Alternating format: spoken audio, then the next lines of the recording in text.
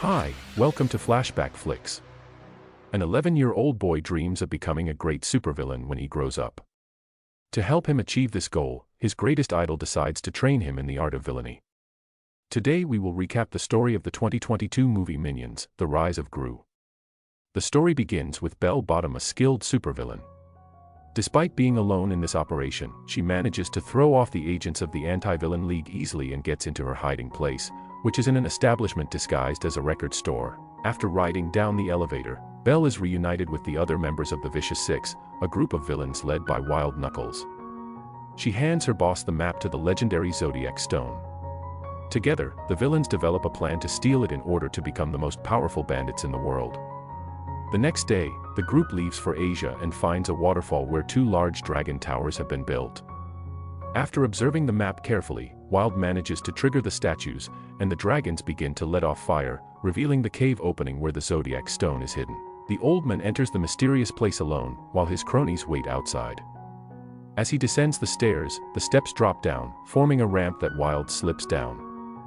He is thrown into a thorn trap where other invaders have previously lost their lives, but luckily, his body is not punctured. He then gets up and walks towards the stone, which is floating right in front of him. After risking his life, he finally accomplishes the mission, but before he can get his hands on the jewel, the door closes behind him, and small creatures appear to eliminate him. Several metal monsters attack him at the same time, but Wild steals their weapons and manages to destroy them with his blows. He then takes the Zodiac Stone, and the spirit of the 12 animals of the Chinese horoscope merges into the medallion. At that instant, the ground begins to move, and the villain is taken back to the surface, where he finds hundreds of soldiers identical to those who attacked him before he took the jewel. Since those creatures are now in great numbers, all that is left for Wild is to try to escape, hoping that his team will show up to save him. As he expected, the Vicious Six arrive in a flying car and throw a rope so that their leader can climb up. The man celebrates the success of the mission and shows the Zodiac Stone to his friends. Then, Belle steals the jewel and says there is Northwest more place for the old man on the team. It was Wild who created that group and expected loyalty from his partners. However, this does not stop the villains from betraying him, and Jean-Claude cuts the rope, causing Wild to fall into the sea. Gru is an 11-year-old boy who is a big fan of Wild and is very sad when he receives the news of his death. While most children dream of pursuing careers as doctors, firemen, and teachers, Gru's ultimate goal is to become a supervillain when he grows up. When they hear this, all his classmates laugh at him, thinking it's a joke. But what his teacher and the other students don't even realize is that, at the age of 11, Gru is already on his way to fulfilling his dream. At the end of class, the children are greeted by their parents, who are at the school gate waiting to take them home. However, in Gru's case, it is the Minions who are waiting for him. Kevin, Stuart, and Bob are extremely happy to see their mini-boss and get on their turbocharged bicycles to go to the movies. Arriving at the screening, they find the room packed, so Gru drops a stink bomb inside so that everyone runs away, and the group can watch the movie alone. Then they go to a game room, and the Minions help Gru win at all the games. His last stop is the ice cream parlor, where Gru hits all the customers with his cheese ray so that they don't have to wait in line. As if they haven't practiced their villainy enough already, the quartet takes their ice cream right in front of a gym to mock the people who are killing themselves while riding their bikes. When he gets home, Gru finds a package from the Vicious Six in the mailbox and gets into his mother's car to listen to the message on the tape. In it, Belle states that she has received Gru's application to become the 6th member of her team. Since Wild is dead, the woman informs him that he will need to go through an interview, which will take place the next day. She gives him the address with the password, and soon after, the tape explodes. Happy with the news, Gru enters the house to tell his mother what has just happened, but he's startled to find her doing yoga with her new teacher. He gives up on sharing the news and goes to the basement, where all the other Minions are gathered. They are building Gru's first evil lair, and the boy asks them all to gather to receive an announcement. He tells them that he will be interviewed by the Vicious Six, and Otto goes to congratulate him. The problem is that Otto doesn't stop talking for a minute, and even his colleagues can't put up with him. After breaking the news to his only friends, Gru goes to bed because he needs to rest in order to be in his best shape the next day. In the news, Belle makes an announcement to all the villains of the world. She tells them that in 3 days, when midnight falls and the Chinese New Year begins, the Zodiac Stone will grant powers to the Vicious Six. On that day, they will become the most powerful villains on Earth and intend to eliminate the Anti-Villain League once and for all. Surprisingly, Wild survived the crash and destroys the TV when he sees the news. The man plans to carry out revenge against his traitors and trains with his new henchmen to defeat them. That morning, Gru is as happy as he has ever been. The boy sings and dances as he prepares for his interview, and when he leaves the house, he is surprised to see Kevin, Stuart, and Bob waiting to accompany him to the interview. Months ago, the Minions showed up at Gru's house. Since then, they have never been apart, but now Gru intends to pursue a career with the Vicious Six and dismisses his helpers. The three little potatoes decide to follow him, and Gru quickly arrives at the record store. He says the password to the store clerk, who is testing his new invention, which he calls Sticky Fingers. The man introduces himself as Dr. Nefario and hands Gru a small record. When Gru enters booth 3, Dr. Nefario hands him his first villain device and asks the boy to play the record backward. As he does so, the elevator quickly descends, and Gru runs into the other villains who are waiting for their interviews in the waiting room. Minutes later, Gru is called in and is thrilled to see his great idols right in front of him. Upon seeing Gru in person, Belle realizes that he is just a child and not a short man as she had thought. Therefore, she sends the kid back home, stating that villainy is for adults who steal powerful ancient stones and not for children who should be in school. At that moment, another supervillain, Rocketman, enters the room and demonstrates his abilities. However, he causes a great deal of damage and has to be stopped by the team. So Gru takes advantage of this moment, when the whole team is distracted, to steal the medallion using the device he got from Dr. Nefario. By the time Belle realizes what has happened, Gru is already running away, and Stronghold destroys the bridge so that he cannot cross. Gru manages to escape, however, when he returns to the store, an alarm is triggered. Dr. Nefario soon realizes what has happened and orders Gru to run away. Across the street, on top of a building, Wild is watching the hiding place with binoculars when he sees Gru running from the store. Gru meets his minion friends, and they run away together. Otto is there too, and now Gru has to deal with 4 clumsy little guys while trying to escape from the supervillains. Svengeance chases them on roller skates until he is lured into an alley and comes face to face with a door. As they descend the stairs, Otto and the magic stone end up falling, and Gru asks the minion to take the medallion to his hiding place while he distracts the villains. Jean-Claude and the crazy nun run after the boy, but Gru manages to get rid of them. Then, Belle Bottom attaches her rope to the boy's bicycle, but he uses the turbines to get rid of her. When he gets home, the mini-villain tells them what happened and states that when he returns the stone to the Vicious Six, they will have to recognize him as a great villain and accept him onto their team. Minutes later, Otto appears, and Gru asks him where the stone is. Then the little guy tells him that on the way home, he came across a birthday party and was in love with the gift the boy got, so he decided to exchange it for the medallion. Furious, Gru picks up his pet rock and walks toward the address where, according to Otto, the party took place.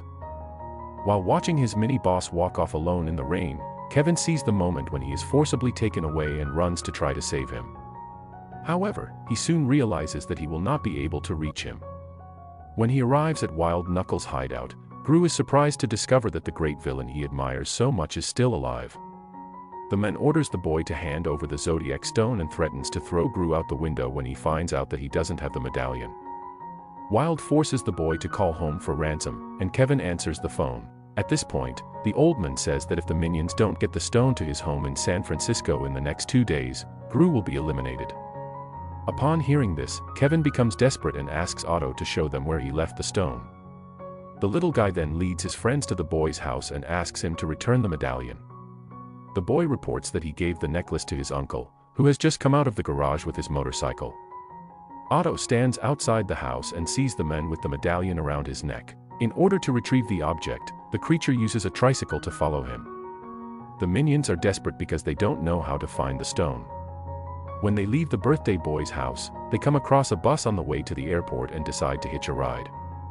Their hope is to catch a flight to San Francisco and rescue their boss even without the Zodiac Stone.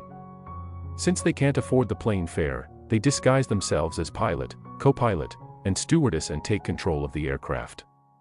Kevin quickly reads the instruction manual and takes off. Just as they're about to crash into the control tower, the minion manages to take off and begins the journey. As Kevin approaches their final destination, he makes an emergency landing, causing despair among the passengers. Bob tries to calm them down, and Stuart freaks out in the airplane bathroom. In the end, however, everything goes according to plan, and they arrive in San Francisco. In his mansion, Wild uses Gru as a guinea pig for his latest bizarre invention, the disco from hell. If the minions don't show up in the next 48 hours, Gru will be cut in half. With the city map in hand, Kevin guides his friends directly to the address Wild informed them of during the call. Bob is exhausted and ends up rolling down a hill. He gets stuck on the side of a train and hitches a ride. When they find the villain's house, they spot the goons and come up with a plan to go unnoticed. The trio disguises themselves as garden decorations but are soon unmasked.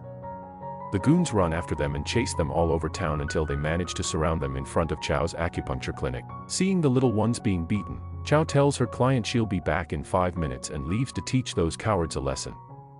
Chow is a master of kung fu and uses her amazing skills to get rid of the goons quickly and send them away. After receiving a hard beating, the goons claim that if the minions show up at their hideout again, they will be destroyed. Desperate to save their mini-boss, they ask Chow to teach them kung fu.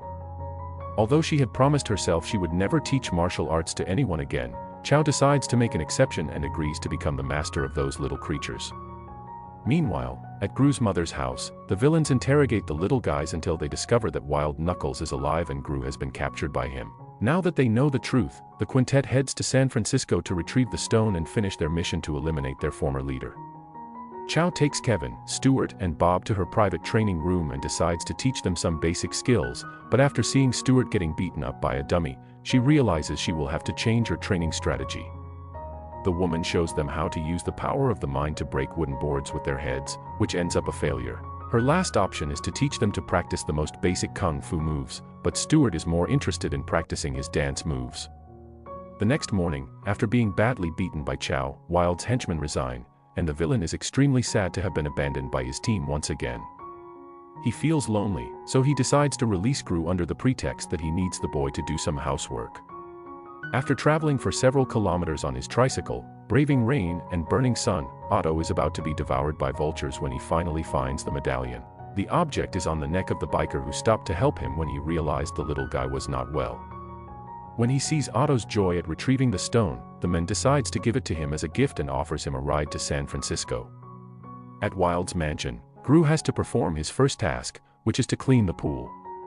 What he doesn't expect is that there will be pet crocodiles in there. The boy is almost devoured when Wild steps up to teach him how to clean up. He takes the sieve from Gru's hands, but when he goes to clean the pool, one of the crocodiles grabs the instrument with its mouth and pulls the old man into the water. He was about to be devoured when Gru holds the net and tries to pull him back onto the grass.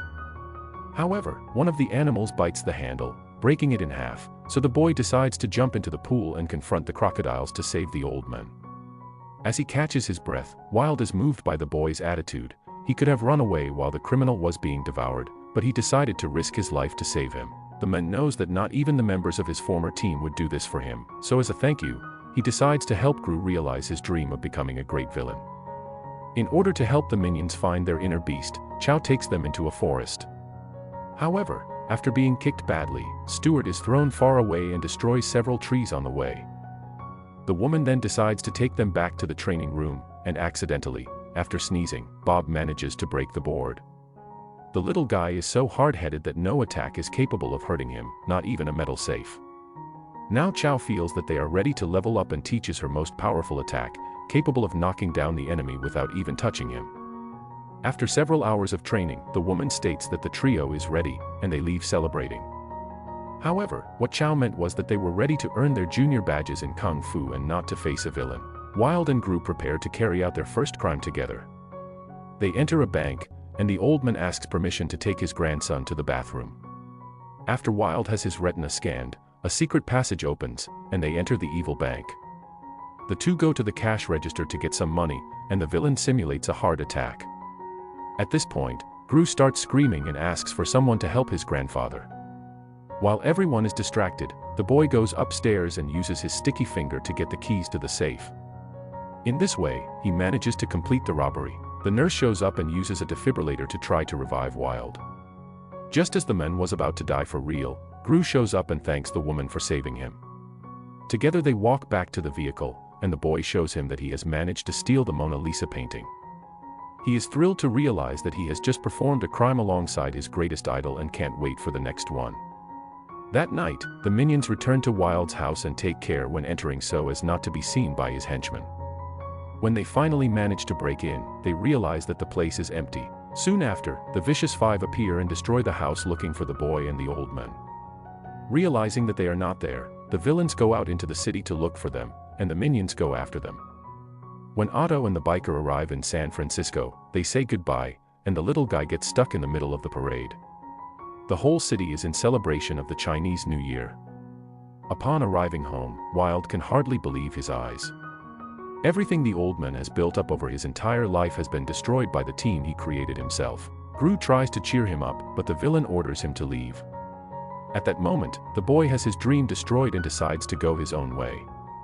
He gets in the cable car and makes his way to downtown, where he sees Otto having fun on top of the dragon. The little guy sees Gru, and they run to hug. At that moment, Gru discovers that Otto has found the stone and feels proud of him. The boy intends to take the medallion to Wild but soon runs into the Vicious Five and tries to escape. Shortly after, he is captured by Belle, who manages to steal the stone from his hands. At this point, they are surprised by the arrival of the Anti-Villain League, but Belle still has a card up her sleeve. Just after midnight, the power of the medallion is released, transforming the villains into great beasts of the Chinese horoscope. The agents try to stop them but soon realize that they have no chance of winning that battle. In order to punish the boy for stealing the stone, the dragon decides to tie him to the hands of the clock so that he will be broken in half. Minions arrive before the worst happens and rush to help Gru. Then Belle transforms them into zodiac creatures, but they remain diminutive in size. The villain uses her dragon flames to set the place on fire and is surprised to see Wild going through all that fire to face them. The old man teams up with the minions to defeat their powerful enemies. While Gru is about to have his arm ripped off when surrounded by the tiger, Kevin remembers Chow's words and searches for his inner beast. The rabbit then uses his super speed to defeat the animal that was about to devour him. The same happens to Bob. Finding his inner beast, the goat uses his horns to defeat the monkey. In the demonic ox, Stuart was about to be crushed by the giant snake when he decides to strike back and throws dozens of eggs in its direction. One of them is not destroyed during the attack and gives birth to a chick. Amidst the chaos, Otto sneaks up on the clock and manages to free Gru. Just as he is about to retrieve the stone, Wild is thrown away, and Belle toasts him. Then the five villains team up to eliminate the boy, but the minions jump in front of him and use the attack they learned from Chow to defeat them. At that moment, the stone falls from the dragon's neck, and Gru manages to get it back, turning the villains into little rats.